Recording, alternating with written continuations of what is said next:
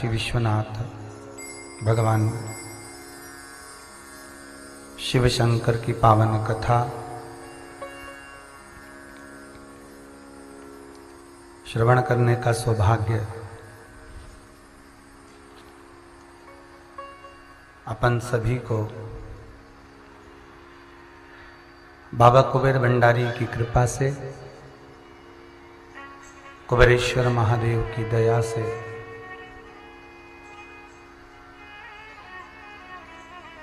बाबा कुबेरेश्वर की ये पुण्यमय आनंदमय धरा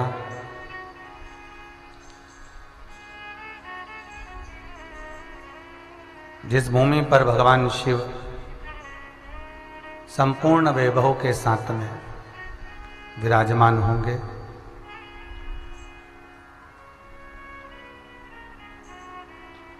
त्रिलोकी के नाथ, त्रिकालदर्शी, कैलाशी, त्रिपुंडधारी, त्रिनेत्रधारी भगवान भूत भावन भूतेश्वर मेरे विश्वनाथ महाकाल राजा,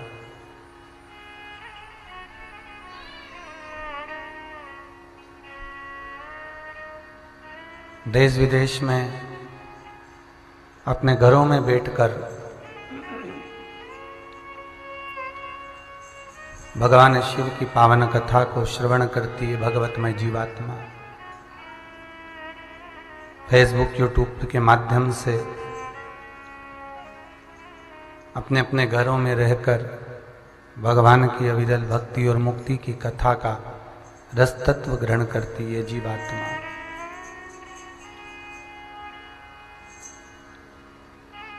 कथा मंडप में विराजमान सभी श्रोता भाई बहन जो बाहर से 7 दिवसीय शिव महापुराण की कथा को श्रवण करने के लिए पधारे,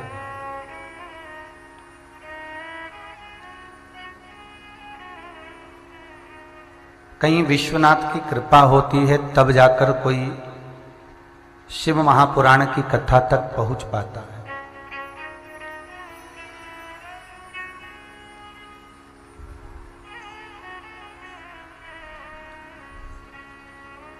और आप सब पर तो श्री सालासर बालाजी महाराज की बड़ी कृपा हुई, जो मुख्य यजमान सालासर जी की कृपा से, आशीर्वाद से श्री बालकिशन जी, श्रीमती ललिता देवी जी अड़ोकिया परिवार मुंबई, जो इस पावन कथा के मुख्य मनोरथी के रूप में बाबा की कृपा से विराजित हैं, उन्हीं के प्रतिनिधि के रूप में विठलेश सेवा समिति के कर्मठ कार्यकर्ता श्री मनीष जी राठौर प्रतिनिधि बनकर पूजन मंडप में विराजित हैं।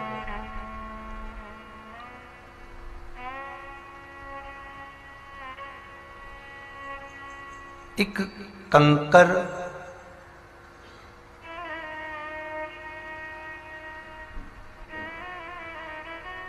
भी शिव का ही एक अवतार है, शंकर का ही एक स्वरूप है।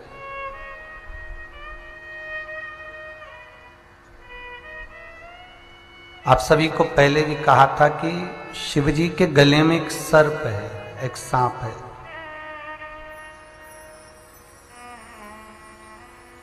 और वो सर्प, वो सांप जो भोलेनाथ जी के गले में है, गले में विराजमान है,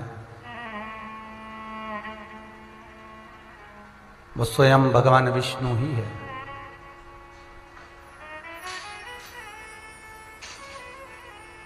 ब्रह्मा, विष्णु और महेश, ये तीनों अलग नहीं है, तीनों एक ही स्वरूप है।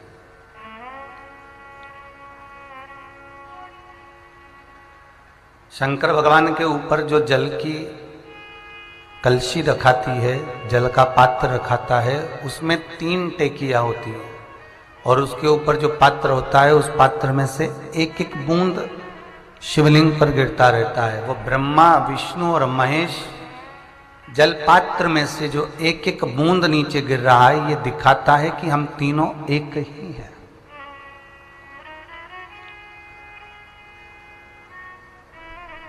हमें कोई भेद नहीं है। पहले भी कथा में कहा कि तिरुमाला के शिखर पर अगर वेंकटेश भगवान आकर विराजमान हो रहे हैं तो उन्होंने शिव की आज्ञा ली और शंकर से पूछा कि मैं तिरुमाला पे विराजित हो जाऊं, तब आज्ञा मिली, तब विराजित हो। नाथद्वारा में श्री जी बाबा अगर विराजमान हो रहे हैं तो एक लिंग जी महाराज की से पूछा गया शंकर से कि मैं यहां विराजित हो जाऊं, तो एक लिंग जी बाबा कहते हैं कि मैं यहां पर हूं, आप विराजित हो जाओ। तिरुमाला पे वेंकटेश बाबा विराजे तो नीचे कपिलेश्वर महादेव विराजे। नाथद्वारा में श्री जी बाबा विराजे तो एक लिंग जी के रूप में महादेव विराजे। द्वारका में द्वारकाधीश विराजे तो सोमनाथ और नागेश्वर के रूप में शिव विराजे। बद्रीनाथ में श्री हरि बद्रीनारायण विराजे तो केदारेश्वर के रूप में भगवान शंकर विराजे।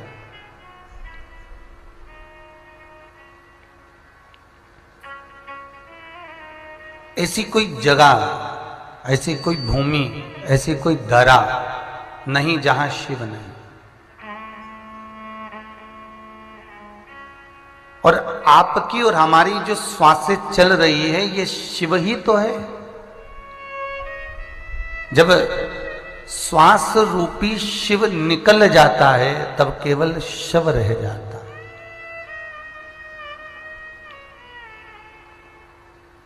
श्वास रूपी शिव के जाने के बाद फिर केवल एक शव बचा है, वो शिव नहीं तो शरीर नहीं।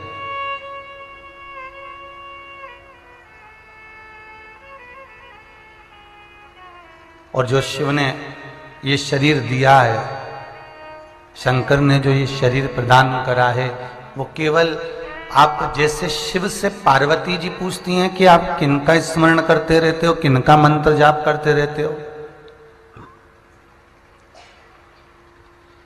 किनका नाम स्मरण करते रहते हो, तो शंकर भगवान कहते हैं मैं राम और कृष्ण का भजन करता हूं। और द्वारका में जब रुक्मणी जी भगवान कृष्ण से पूछती हैं कि तुम किसका स्मरण कर रहे हो, तो भगवान कृष्ण कहते हैं मैं शिव का स्मरण कर रहा हूं। 14 वर्ष वन में जब माता जानकी राम जी के साथ चली तो जानकी जी ने राम जी से पूछा आप एकांत में बैठकर किसका स्मरण करते हो, तब भगवान राम कहते हैं मैं शिव का स्मरण कर रहा हूं। वैकुंठ में विराजमान भगवान नारायण से लक्ष्मी जी पूछ रही हैं कि तुम किसका स्मरण करते हो, तो भगवान विष्णु कहते हैं मैं शिव का स्मरण कर रहा हूं।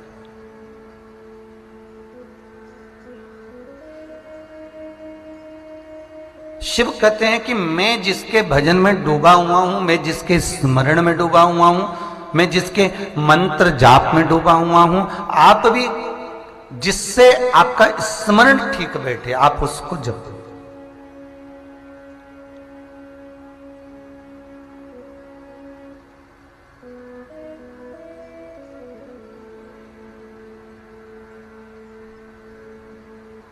प्रेम का सबसे बड़ा सुख क्या है?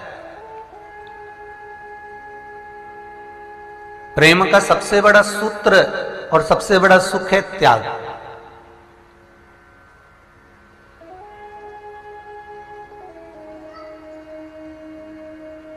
वक्त पड़ने पर समय की अवधि में जो प्रेम करने वाले होते हैं उनको कुछ ना कुछ त्यागना पड़ता ही है। कोई अपना घर त्याग रहा है, कोई अपना परिवार त्याग रहा है, कोई अपने माता पिता को त्याग रहा है, कोई अपने भाई बंधु को त्याग रहा है। और कई बार ऐसी स्थिति हो जाती है कि हमको एक समय की अवस्था में जो प्रेम एक पराकाष्ठा तक पहुंचता है तो व्यक्ति अपने आप को भी त्यागने को तैयार हो जाता है, इस शरीर को।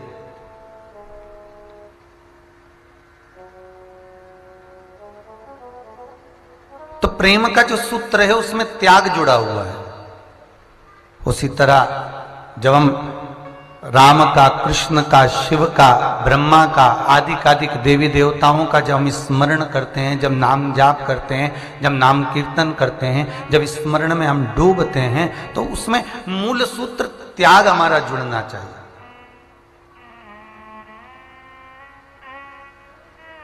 उसमें एक त्याग हमारा जुड़ जाए। और वो त्याग किस चीज का करना है? तो कहा कहीं काम, कहीं लोभ, कहीं आसक्ति, कहीं विषय, कहीं वासना, कहीं तृष्णा।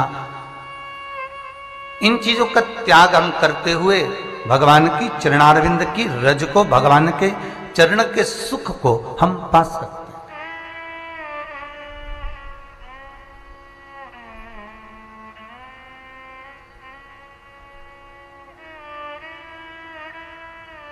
एक विश्वास, और वह विश्वास भी पूर्ण।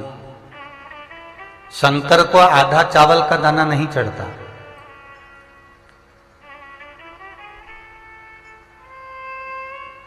भगवान शंकर को पूर्ण अक्षत चढ़ता है। शंकर भगवान को आधी अधूरी बेलपत्र नहीं चढ़ती, शिवजी को पूर्ण बेलपत्र चढ़ती है। शंकर को फूटा हुआ श्रीफल, बदारा हुआ श्रीफल नहीं चढ़ता, शंकर को पूर्ण श्रीफल चढ़ता है।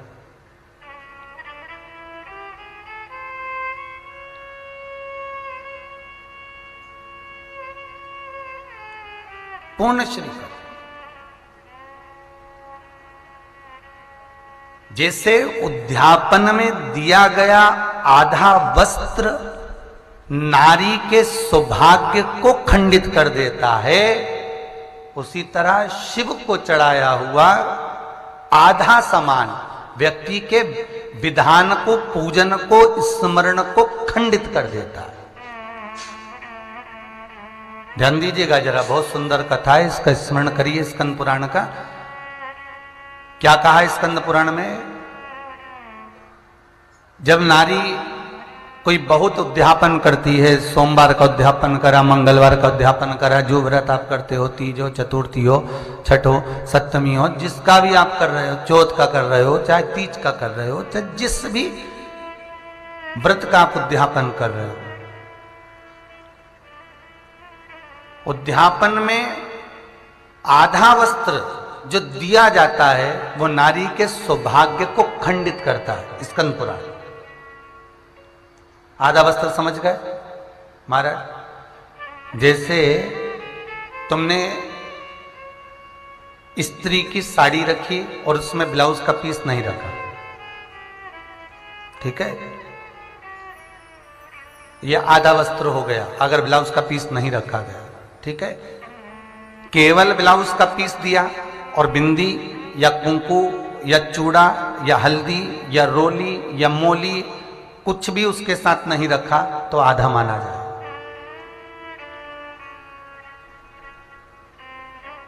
कोई पुरुष को आपने केवल उद्यापन में एक श्रीफल दिया, उसके साथ जनेऊ नहीं दी है, तो आधा माना जाए। यदि आपने केवल जनेऊ दी है तो उसके साथ में अगर आपने कोई रुपया, कोई दक्षिणा नहीं हो आपके पास में, तो सुपारी दे दो, पूर्ण माना जाए, अधूरा नहीं दिया। पजामे का कपड़ा दे दिया और कुर्ते का रख लिया, ठीक है, सहज भाषा भी तो यही होती है, तो भी अधूरा।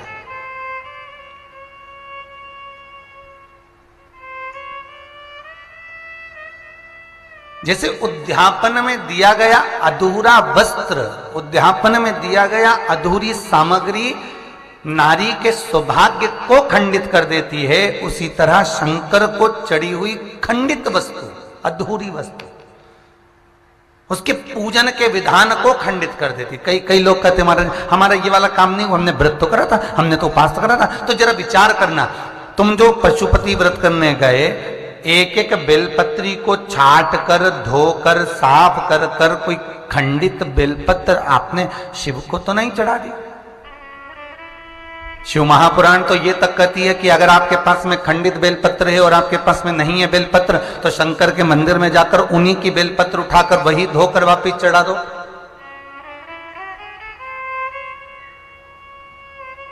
वही धोकर वापिस चढ़ा दीजिए। और शमी पत्र तो एक ऐसा होता है कि शंकर के मंदिर में अगर शमी पत्र पड़ा हुआ है तो शमी पत्र को मात्र आप स्पर्श ही कर देते हो, उसको धोने की भी जरूरत नहीं पड़ती। शमी पत्र को धोने की भी जरूरत नहीं है, मात्र स्पर्श ही कर दिया चढ़े चढ़ाए पर, तो भी उसका सुख है हमारा।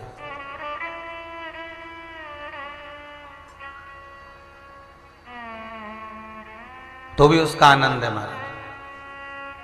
देखो,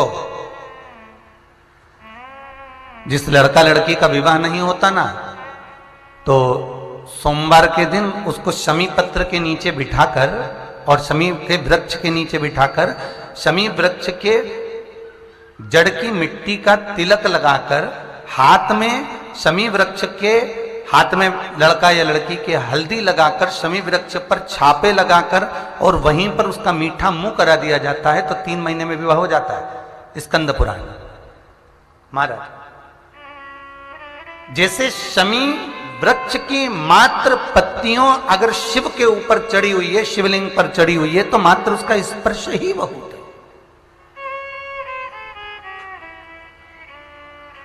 मात्र उसका स्पर्श बहुत है। तो खंडित वस्तु, खंडित सामग्री, अर्धवस्त्र उद्यापन में ना दिया जाए। आप लोग उद्यापन करे होंगे तो आप लोगों ने तो समझदारी रखी होगी। खैर, ये तो बाबा भोलेनाथ जी की कृपा है, कथा निकली इसलिए कह दिया। अर्धवस्त्र भी ना दिया जाए। जितने व्रत हम करते हैं, जितना उपास हमने करा, जितनी पूजन हमने करी, जितने हमने उद्यापन 16 सोमवार करे, 16 सोमवार का व्रत का उद्यापन कर रहे हैं, तो पूर्ण वस्त्रता दीजिए। अगर ब्राह्मण को भोजन करने बुलाया है तो उसके श्रीफल के साथ जनेऊ या दक्षिणा दीजिए। जनेऊ अकेली दे रहे हो तो सुपारी दे दो, दक्षिणा दे दो, कुछ भी दे दो, पर जोड़ा लगा कर दीजिए। अकेला कुछ ना दीजिए।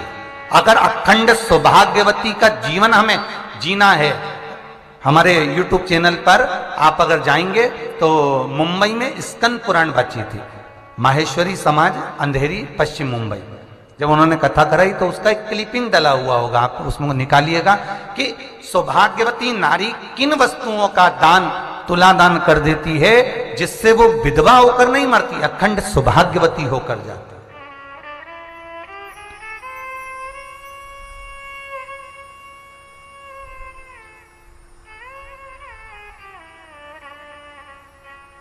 तो हमारा हिंदू धर्म, हमारा शास्त्र कहता है कि जो भी वस्तु दी जाए वो जोड़े से होना चाहिए।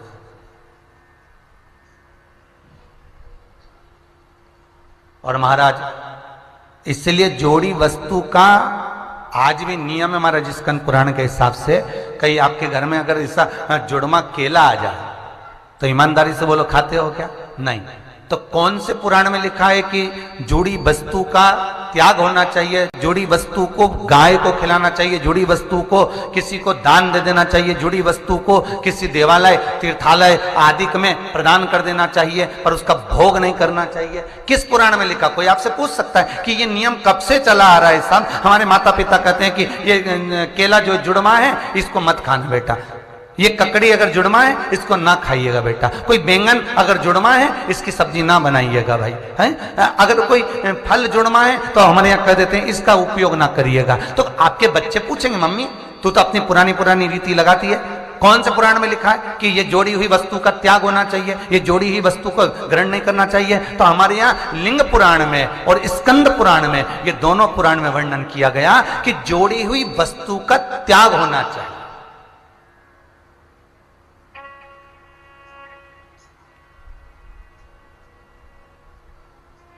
और मान लो उसका भोग कर लिया तो हमारे हिंदू धर्म में माताएं बड़ी अच्छी काव्य बना लेती हैं। अरे मालूम, जुड़वा अगर चीज खाओगे तो जुड़वा संतान होगी।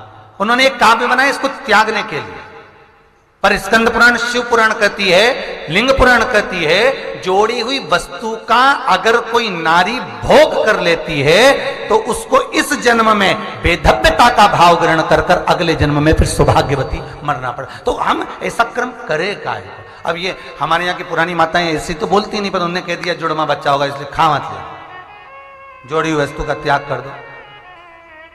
ये जोड़ी हुई वस्तु का भोग नहीं। अगर बैंगन सब्जी बना रहे हो तो जुड़वा बैंगन का सब्जी नहीं, टमाटर जुड़ा हुआ है तो उसकी सब्जी नहीं। जोड़ी हुई वस्तु का भोग हमने इसलिए हमारे यहां अलग तरह से इसको घुमा करके दिया कि अगर ऐसा करोगे तो उसका ऐसा होगा, पर उसका प्रमाण क्या है? हमारे आज के बच्चे मानने को तैयार नहीं होते। तो बच्चों को समझा सकते हो, कह सकते हो कि पुराण उठाइए, स्कंद पुराण को पढ़िए, स्मरण करो। और अब तो बहुत सरल हो गई साहब, पुराण भी अब आपको ज्यादा संस्कृत में नहीं पढ़ना, ज्यादा वेद पुराणों में नहीं जाना, तो आप गीता प्रेस गोरखपुर की स्कंद पुराण मंगवा के पढ़ लो। बच्चों से कहना अगर विश्वास नहीं तो उसका ध्यान तो करो, स्मरण तो करो। लिंग पुराण मंगवा कर पढ़ो, पद्म पुराण बुलवा लो, कोई पुराण का हम स्मरण करें कि आखिर हमारे हिंदू धर्म में ये एक चीज चली आ रही है तो उसका कारण क्या है, हमें वहां तक पहुंचना। हमें किसी ने कहा कि ऐसा कर लो और हम वैसा कर लिया, उसने कहा ऐसा कर लो और हमने वैसा कर लिया, तो इससे काम नहीं सधेगा। हमको पढ़ना पड़ेगा, जानना पड़ेगा क्यों कहा जाता है, किस लिए कहा जाता है, उसको मैं प्रमाणित करूं।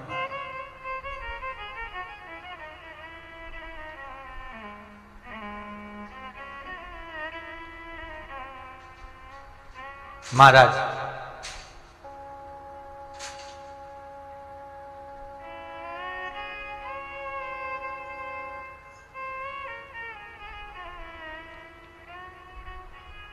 वो कौन सा शिवलिंग है जिस शिवलिंग के सामने ही, बिल्कुल शिवलिंग के पास में ही श्रीफल को तोड़कर उसका जल शिव को समर्पित होता?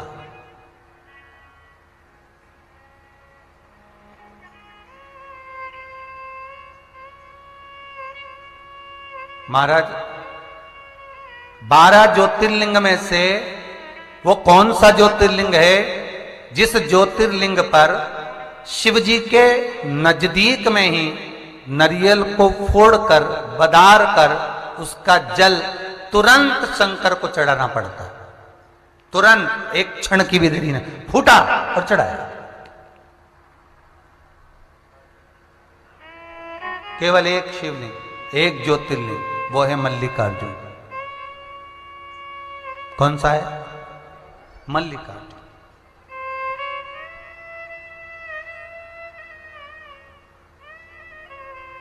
जिस जगह पर चंद्र कुंड विराज रहा है, जहां पर पूर्णिमा के दिन चंद्रमा की छाया चंद्रमा कुंड के अंदर दिखाई देता है और भगवान के शिखर का दर्शन उस कुंड में चंद्रमा के साथ किया जाता है, तो 2 दिन 5 दिन के अंदर तो चश्मा उतर ही जाता है। ये चंद्रकुंड मल्लिकार्जुन।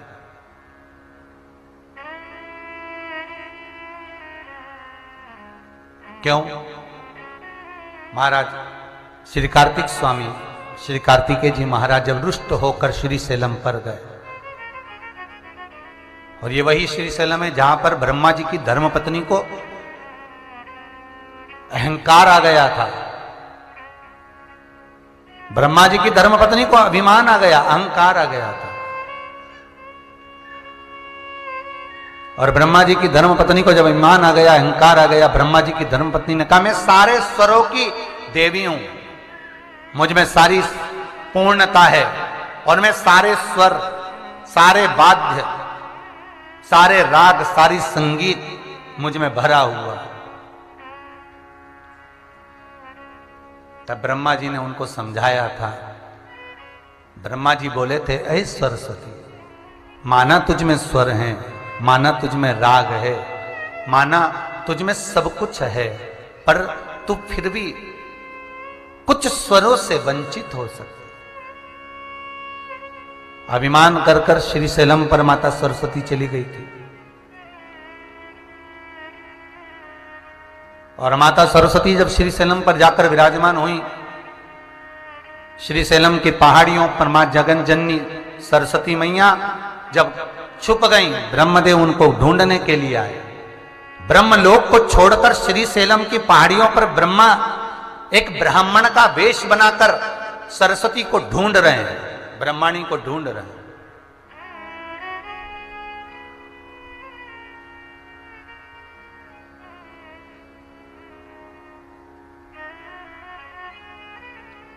नहीं मिली। फिर ब्रह्मदेव गए भगवान विष्णु के पास में, महाराज मैं सरस्वती को ढूंढ रहा हूं, मैं ब्रह्माणी को ढूंढ रहा हूं, पर ब्रह्माणी मिल नहीं रही। भगवान विष्णु ने कहा देवादिदेव महादेव के पास ब्रह्मा जी आप जाओ। और ब्रह्मा जी देवादिदेव महादेव के पास गए, उनसे निवेदन करा, उनसे विनय करा। महादेव ने कहा क्यों चिंता करते हो, क्या हुआ? सरस्वती कहीं रुष्ट होकर चली गई, मिलती नहीं, उसको अभिमत्ता समाइए। भगवान शंकर उसी समय पर पहुंच गए सरस्वती के पास और सरस्वती से कहा वीणा देवी, मैंने सुना है तुम बहुत सुंदर संगीत जानती हो, बहुत सुंदर गा लेती हो, बहुत सुंदर नृत्य कर लेती हो, बहुत सुंदर वाद्यंत्र का स्मरण कर लेती हो।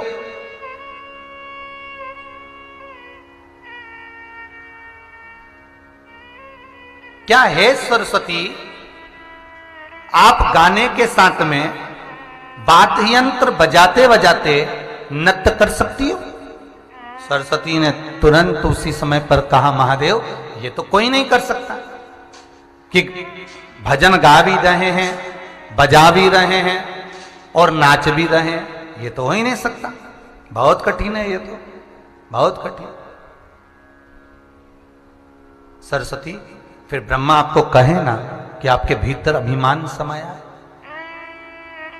सरस्वती शिव की शरण में आई, क्या आप ऐसा कोई नृत्य, ऐसा कोई गायन, ऐसी कोई लीला दर्शन करा सकते हैं? श्रीशैलम पर भगवान ने अपनी नट लीला का दर्शन नटराज बनकर सरस्वती को प्रदान किया है। नटराज लीला का दर्शन। इसलिए आज भी संगीत की देवी भले सरस्वती हो, पर नृत्य के नटराज ही माने जाते हैं, जो सरस्वती को भी नट की लीला श्रवण कराते, दर्शन कराते और उनको सिखाते।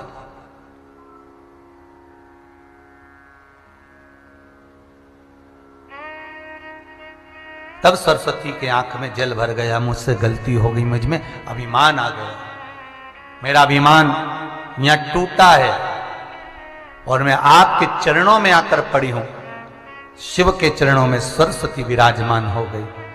माता पार्वती का दर्शन हुआ। कार्तिकेय जी जो रुष्ट होकर गए थे वो श्रीशैलम पर ही गए थे। जिस श्रीशैलम की पहाड़ी पर, पर्वत पर माता सरस्वती का अभिमान टूटा, जिस श्रीशैलम की पहाड़ी पर लंकाधिपति रावण का अभिमान टूटा, जिस श्रीशैलम की पहाड़ी पर बाणासुर का अभिमान टूटा, जिस श्रीशैलम की पहाड़ी पर स्वयं भस्मासुर का अभिमान टूटा, उसी श्रीशैलम की पहाड़ी पर श्री मल्लिकार्जुन स्वयं भगवान शिव कार्तिकेय के लिए पहुंचे और कार्तिकेय के अभिमान को रुष्ट कर कर उसको समाप्त कर कर उसकी अभिमत्ता, उसका क्रोध, उसकी चिड़चिड़ प्रवृत्ति समाप्त करी बाबा। और भगवान वहां विराजमान।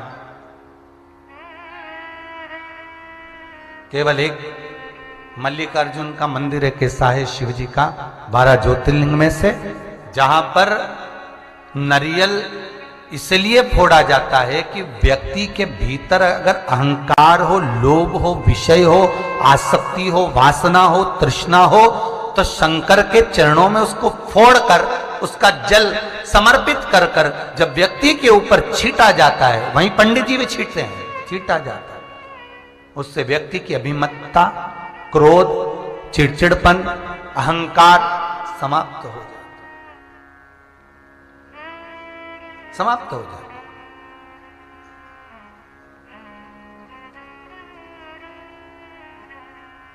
जैसे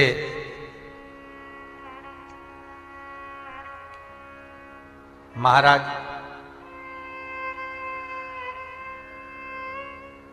नारियल के गोटे में भरा हुआ गुड़,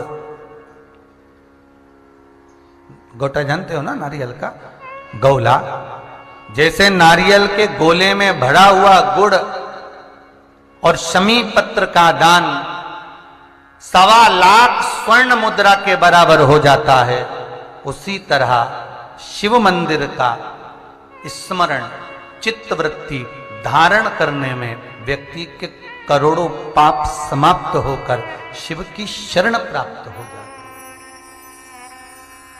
शिव की शरण।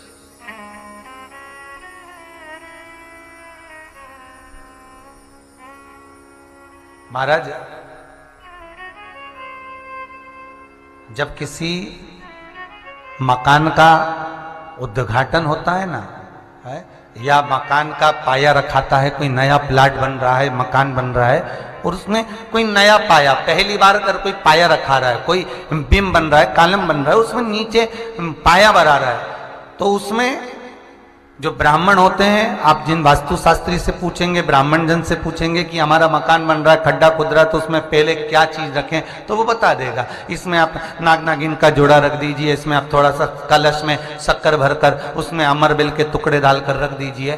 पर शिव महापुराण, स्कंद पुराण, वास्तुशास्त्र, अग्नि पुराण और वामन पुराण, ये वामन पुराण के अंतर्गत भी मिलेगा और अग्नि पुराण के अंतर्गत भी मिलेगा कि यदि नूतन मकान के पाए में एक नारियल के गोले में गुड़ भरकर शमी पत्र रखकर उसको दबा दिया जाए तो उस घर में कभी संपदा की कमी नहीं होती और क्लेश नहीं हो सकता, चाहे कितनी भी अहंकारी बहू क्यों ना हो, चाहे कितना भी अभिमान अभिमत्ता रखने वाली सास क्यों ना बहू, उस सास बहू में प्रेम ही रहेगा, क्लेश नहीं हो सकता।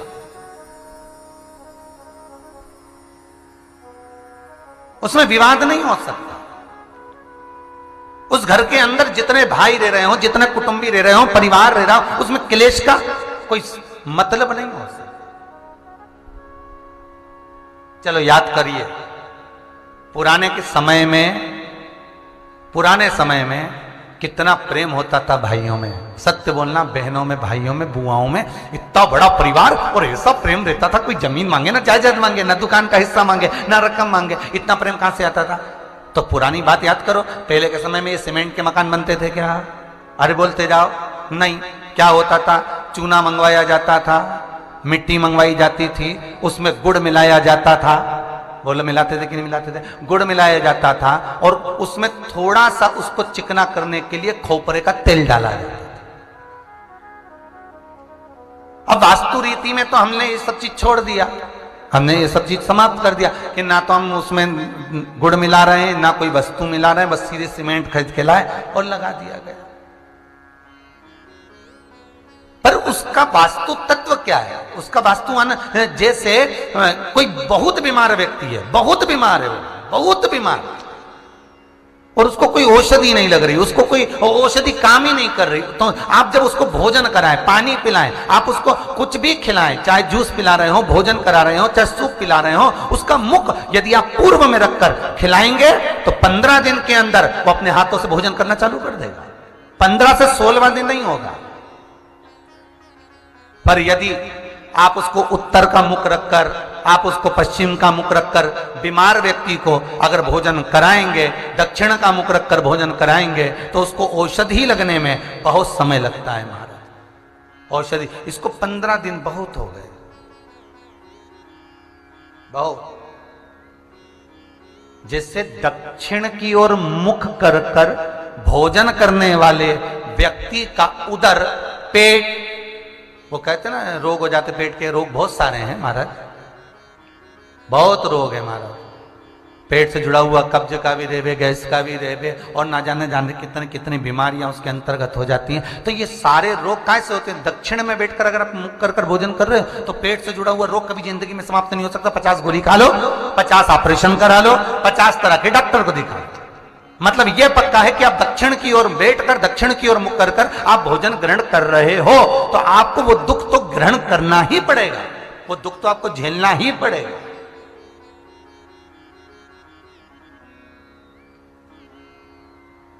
तो भगवान शिव की कथा कह रही है, स्कंद पुराण वर्णन कर रही है महाराज, सुंदर अग्नि पुराण और वामन पुराण कह रही है। एक गोले में गुड़ शमी पत्र रखकर जो दबाया जाता है उससे जीव को, इसलिए आज भी हमारे यहाँ नियम है, जब आप लोग नहीं दबा पाते तो जब वास्तु पूजन कराने पंडित जी आते हैं तो एक चांदी के, एक तांबे के लोटे में नाग नागिन उसमें शक्कर भरते हैं, शक्कर भर के उसको दबाते हैं कि भले तुमने गुड़ नहीं रखा तो शक्कर दबा दो, पर उसको गोले में रखना चाहिए, परंतु उसको रख देते हैं तांबे के कलश में। नियम वही है पर उसको चेंज कर दिया गया समय अवस्था में। समय अवस्था में कर दिया कि उसमें तांबे का कलश रखो, चांदी का नाग नागिन रखो, शक्कर भरो, फिर दबा। और नियम वो है कि नारियल का गोटा हो, गुड़ भरा हो, उसमें भले तुम नाग नागिन रखो चाहे कुछ भी रखो, पर समी पत्र अगर रख दिया तो नाग नागिन की भी जरूरत नहीं है। समी पत्र रख दिया तो वास्तु की मूर्ति रखने की भी जरूरत नहीं है। समी पत्र में 33 कोटि देवता एक एक पत्ती के रूप में उस समी पत्र के भीतर विराजमान रहते हैं, जिसको हम विराजमान कर रहे होते। सुख समृद्धि वैभव आनंद दे।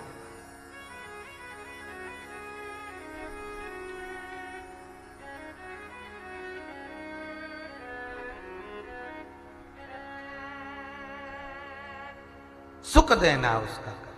महाराज सरस्वती के अभिमान को भगवान तोड़ दिए। कार्तिक स्वामी के भीतर अभिमत्ता है, अभिमत्ता, उनका भी अभिमत्ता तोड़ दिया भगवान शिव। अरे कार्तिक, तुझे लगा हो कि तूने तारकासुर का संहार किया है इसलिए तू नहीं गिन रहा, तो ये तेरी गलत फहमी है। बाप पूरी जिंदगी कमाता है, पूरी जिंदगी कमा कमा कर निकाल देता है, जोड़ कर लाकर बेटों को भी देता है, बहुओं को भी देता है, पत्नी को भी देता है, और उसी पिता का बेटा थोड़ा सा कमा कर लाता है और इतना बड़ा रुआब दिखाता है कि मेरे हाथ के नीचे मेरा बाप है, मेरा पिता है, मेरी माता है, तुम मेरे कहने पर चलो क्योंकि मैं कमा कर ला रहा हूं, मैं लेकर आया हूं। तो ये अभिमान, अभिमत्ता पुत्र में नहीं होना चाहिए, क्योंकि एक पिता ने अपनी पूरी जिंदगी, अपनी पूरी जवानी तेरे को समर्पित कर दी। कई कई बहुओं के मन में अभिमान आ जाता है। बहुओं सोचती है हमारा पति तो कितना कमा रहा है, हमारा पति तो बेचारा पूरे घर के लिए कर रहा है, इतना कमा कमा कर। तो ये अभिमत्ता नहीं होना हमारे भीतर, ये अभिमत्ता हमारे भीतर नहीं आना चाहिए, ये अहंकार नहीं। हो सकता है कार्तिक स्वामी से भगवान शिव यही कह रहे हैं कि तेरे भीतर अभिमान समा गया तारकासुर को मारकर, कि तूने तारकासुर का संहार करा तो तुझे लगता है कि तू सबसे बड़ा प्रबल हो गया। नहीं नहीं, एक बार दुकान चालू करी, व्यापार करा, व्यवसाय करा, 2-5 लाख कमा लिए, 10 लाख कमा लिए, तो ये अहंकार नहीं आना कि मैं ही कर रहा हूं। हो सकता है मेरे शंकर की कथा कहती है, शिव ने कार्तिकेय से कहा, कार्तिकेय सुन, इस परिवार में तेरी माता भी है, इस परिवार में तेरे पिता भी हैं, इस परिवार में तेरा भाई भी है, इस परिवार में तेरे भाई की पत्नियां भी हैं, इस परिवार में तेरी भी पत्नियां हैं, इस परिवार में पोता पोती भी है, नाती पंती भी है, इस परिवार में जितने विराजमान हैं, चाहे वो नंदी हो, श्रृंगी हो, भृंगी हो, ये जितने विराज रहे हैं, भगवान शंकर कहते हैं ना जाने किसके भाग्य का तुझे प्राप्त हो रहा है और किसके बल पर तूने तारकासुर को मारा, ये तुझे ज्ञात नहीं हो सकता। व्यक्ति इस अभिमान को छोड़ दे कि मैं कमा रहा हूं। अरे कमा तुम रहे हो, पर भाग्य केवल अकेले तुम्हारा नहीं हो सकता, भाग्य संपूर्ण परिवार का। उस परिवार में जो रह रहा, माता पिता भाई बंधु कुटुंब कबीला जो हो, उसके भाग्य का है।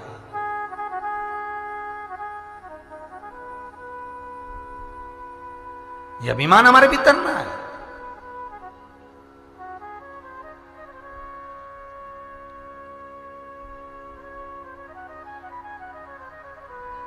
वो चरित्र याद आ गया, एक लड़का मोटरसाइकिल चालू करके जा रहा था, बुलेट फट फट करे, पिताजी ने आवाज लगाई, ए छोरा इधर आ। हाँ पापा। अंदर से एक गिलास पानी ला दिया। बेटे ने अंदर जाके मम्मी से कहा, मम्मी पापा को पानी दे दो एक गिलास। पापा में तो अकल ही नहीं रही मम्मी, मैं गाड़ी तैयार होके जा रहा, गाड़ी खड़ी करवा के मुझे बुला के पानी ला के दे। बता, तुम अंदर थी, तुमसे नहीं कहते बना, जा पापा को पानी दे दो। और बेटा कहे चले गया, भट भट भट भट वो जा। पत्नी पानी लेके आई, पति ने पूछा क्यों पानी तुम लेकर आई, और तुम्हारा राजकुमार कहां जा रहा था इतनी जल्दी में? पत्नी बोली रेलवे स्टेशन पे प्याऊ लगाई है, पानी पिलाने जा रहा है।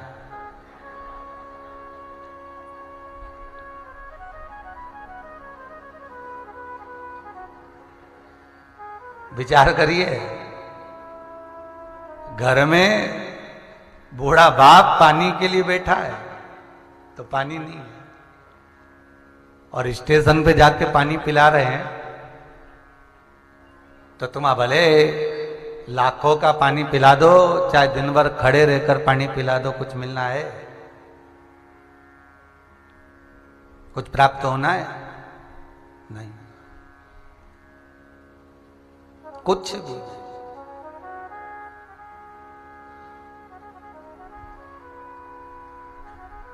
कर कहां पाए? हमारा अभिमान। कार्तिक, तू एक तारकासुर को तूने मार दिया, ये दोनों बड़ा हो, एक तारकासुर को तूने मारा तो तुझे लगा कि तू ही सर्वस्व हो गया? नहीं, ये व्यक्ति का अभिमान है, अहंकार।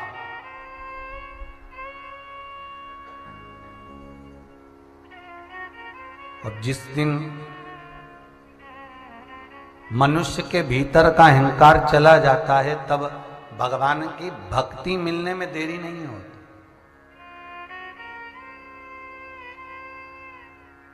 भगवान की भक्ति प्राप्त हो जाती है।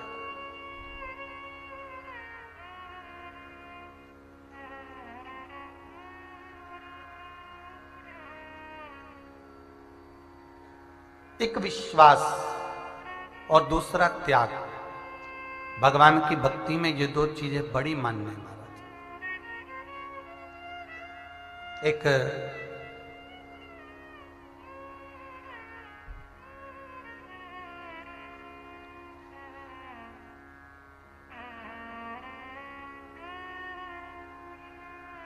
गुरु के बहुत सारे चेले थे।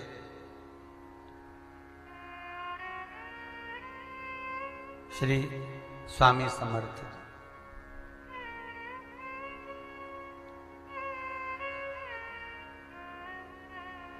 वन में से जा रहे थे निकलकर, तो श्री स्वामी समर्थ जी निकलकर जा रहे हैं, उनके चेले साथ में हरि श्री हरि राम कृष्ण हरि राम कृष्ण हरि राम कृष्ण हरि कहते कहते चले जा रहे। एक जगह ऐसी आई जहां पर एक वृक्ष की बहुत मोटी सी डाली कुएं की ओर झुक रही है, कुएं की ओर झुक रही है।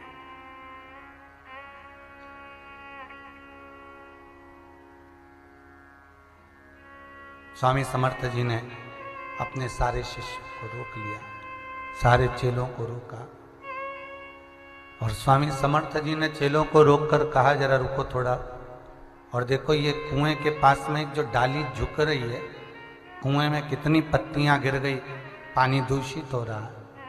एक काम करो, तुम में से कोई जाओ और इस डाली को काट दो।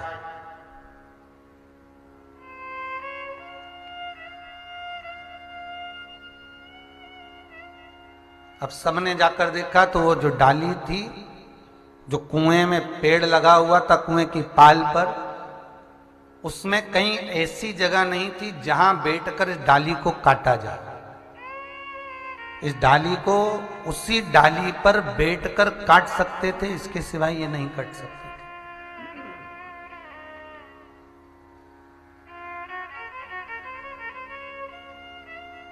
अब 10-12 चेले सबने मना कर दिया, गुरुजी ये तो हो ही नहीं सकता, वहां पकड़ने की जगह नहीं, पांव रखने की जगह नहीं, तो ये डाली कटे कैसे, ये तो नहीं कट सकती। तब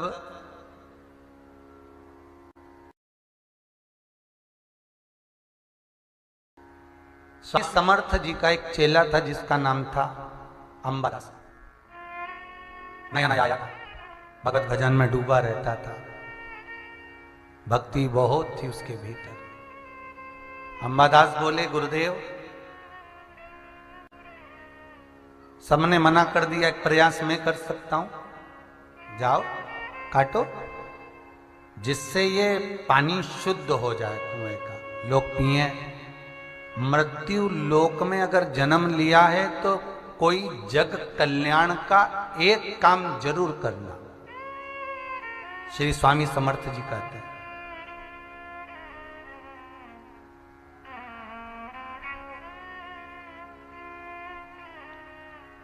अगर मृत्यु लोक में हम जन्मे हैं तो हमारे हाथों से कोई एक कार्य जीवन का ऐसा कर कर जाना, केवल मकान बनाया, बंगला बनाया, बहू आ गई, बच्चे हो गए, घर परिवार में सब कुछ हो गया, इससे ये मतलब मत रखना कि तुमने ये जगत हित का काम कर।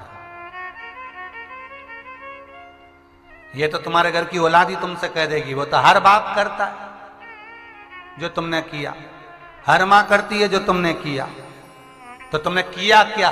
कई बार औलाद भी ज्ञान दे देती है।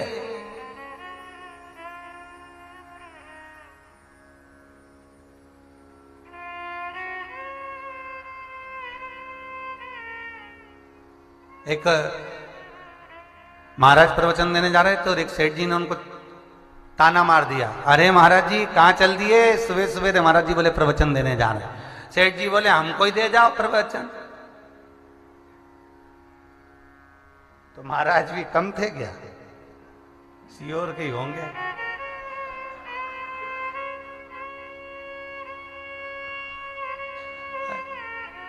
और महाराज जी तो उसके पास में आ गए और आकर बोले, संत तुरंत बोले, सेठ जी हमारे प्रवचन की तो तुम्हें जरूरत ही नहीं है, तुम्हारी गोदी में जो तुम्हारा पोता बैठा है ना, यही तो रोज कहता है बाबा जी बाबा जी बाबा जी, मतलब हम उम्र हो गई, बाबा बनो जी।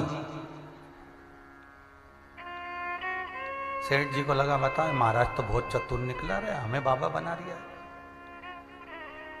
चलो बनो बाबा जी चलो। तो इतने में सेठ जी भी कम थे क्या। सेठ जी ने कहा, हो महाराज बस बनने का तो बहुत मन करता है कि अब सब कुछ छोड़ के बाबा बन जाऊं, पर दिक्कत इतनी सी है कि छोरे के छोरे को गोदी में लेता हूं तो के बाबा जी, और लड़की के लड़के को गोदी में लेता हूं तो कहता नाना नाना। अब मन करता है बाबा बनने का, इतने में कह देता नाना, तो मूड चेंज हो जाता।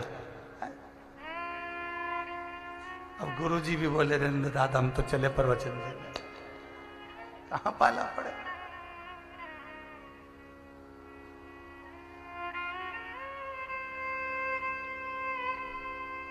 जीवन में अगर आए हो, मृत्यु लोक में अगर एक जन्म अपना हुआ है तो एक पुण्य का कार्य कर कर जरूर जाना, सत्कर्म कर कर।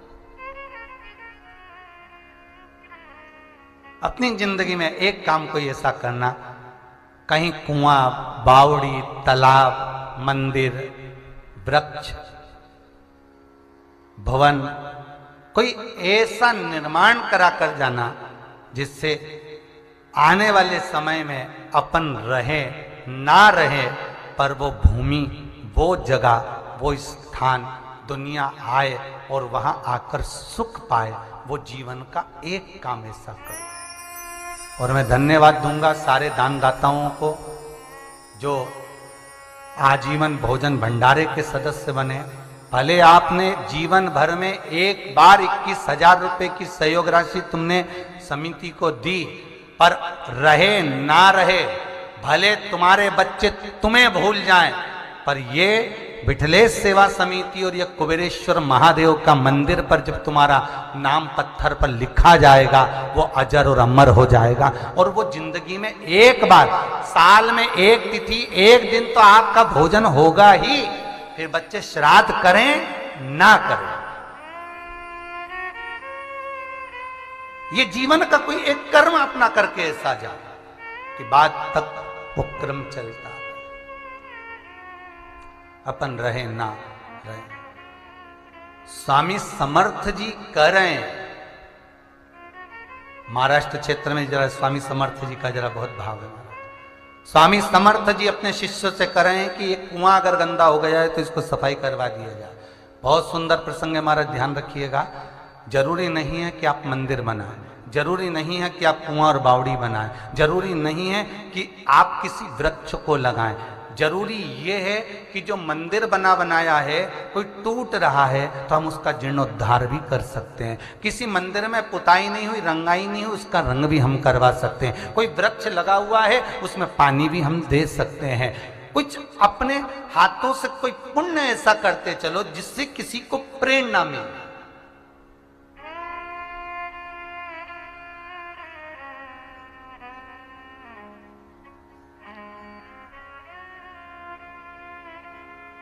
कोई पुण्य ऐसा करते चलो जिससे जगत में उससे कोई प्रेरित हो, जिससे कोई को प्रेरणा प्राप्त हो।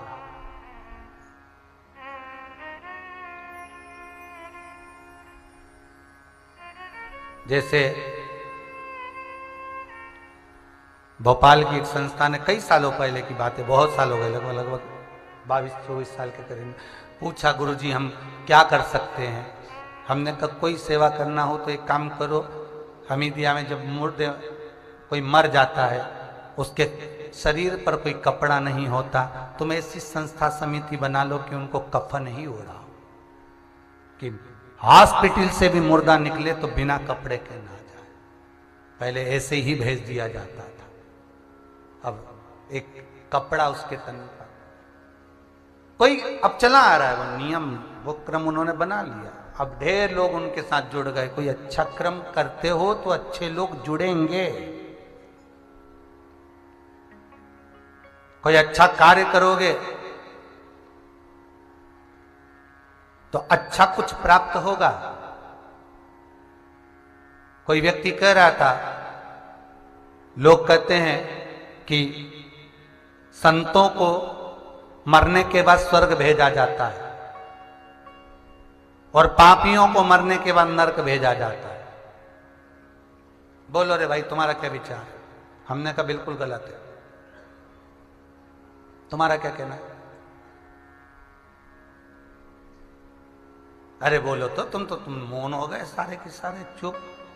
जितने टीवी के सामने बैठे हो, मोबाइल पे सुन रहे हो, वो भी बोलो रे। कोई कह रहा था कि जब संत मरते हैं तो उनको स्वर्ग भेजा जाता है और जब कोई पापी मरता है तो उसको नरक भेजा जाता है।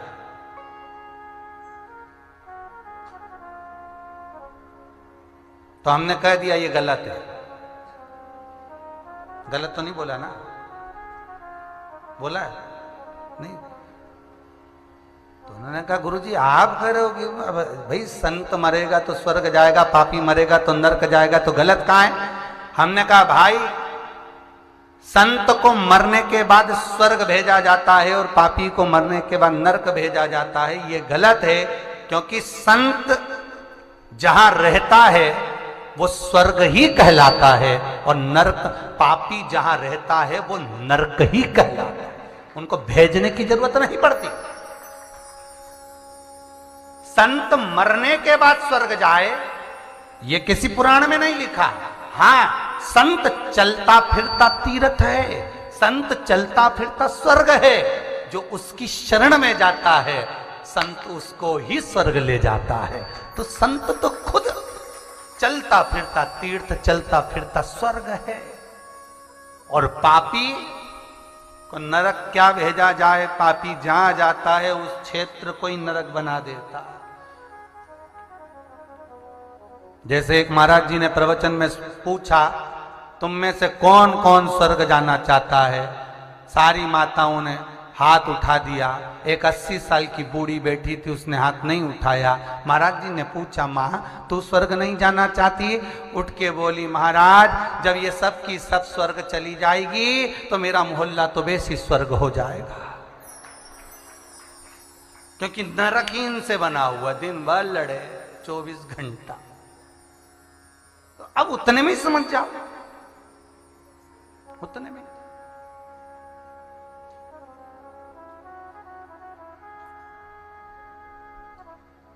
हम उतने में समझ जावे।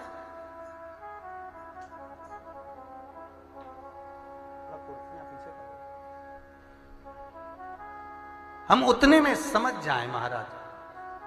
तो कोई कहे कि संत मरे तब स्वर्ग जाएंगे और पापी मरे तो वो नरक जाएगा, तो ये भूल जाओ महाराज। जहां संत हैं, सदगुरु हैं, जिनके मन में कपट नहीं, अहंकार नहीं, लोभ नहीं, आसक्तियां नहीं, विषयता नहीं, वासनाता नहीं, कोई संत यदि प्राणों को त्यागता है महाराज, संत तो खुद ही स्वर्ग बना हुआ है। संत तो जहां है वहां आप रूप ही स्वर्ग है।